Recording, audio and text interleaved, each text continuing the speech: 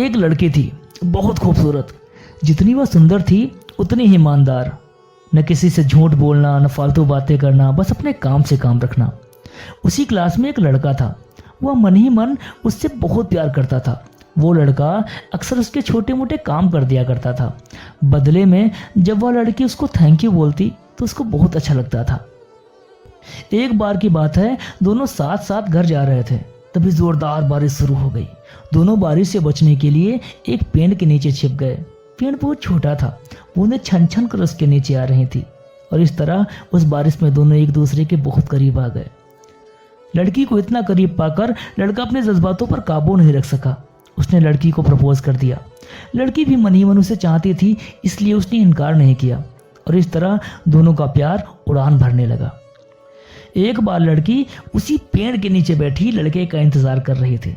लड़का बहुत देर बाद आया। उसे देखकर लड़की बोली, तुम इतनी देर बाद क्यों आए? मेरी तो जान ही निकल गई थी। यह सुनकर लड़का बोला, मैं तुमसे दूर कहाँ था, मैं तो तुम्हारे दिल में रहता हूँ। ना मानो तो अपने दिल से पूछ लो।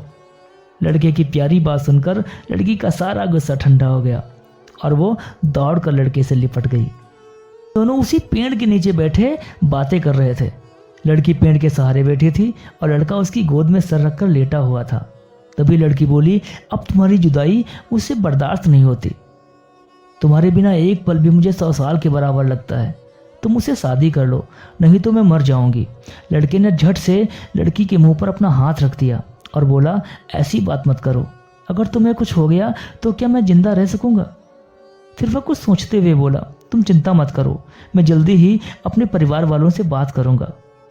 धीरे धीरे काफी समय बीत गया। एक दिन दोनों उसी पेड़ के नीचे बैठे थे। उस समय लड़के का चेहरा उतरा हुआ था। लड़की के पूछने पर वो रुआसा होकर बोला, मैंने अपने घर वालों को बहुत समझाया पर वो तैयार नहीं है। उन्होंने मेरी शादी कहीं और तय कर दी है। यह सुनकर लड़की का कलेजा फट गया। उसका मन हुआ कि वह जोर जोर से रोए, लेकिन उसने अपने जज्बातों पर काबू पा लिया और बोली, मैंने तुमसे सच्चा प्यार किया है, मैं तुम्हें भुला नहीं सकती, प्लीज माफ कर देना। लड़का धीरे से बोला, वैसे अगर तुम चाहो तो हम अच्छे दोस्त बनकर रह सकते हैं। लड़की ये सुनकर जोर जोर से रोने लगी। लड़के ने उसे समझाया और फिर दोनों लोग रोते रोते अपने अपने घर चले गए। देखते ही देखते लड़के की शादी का दिन आ गया।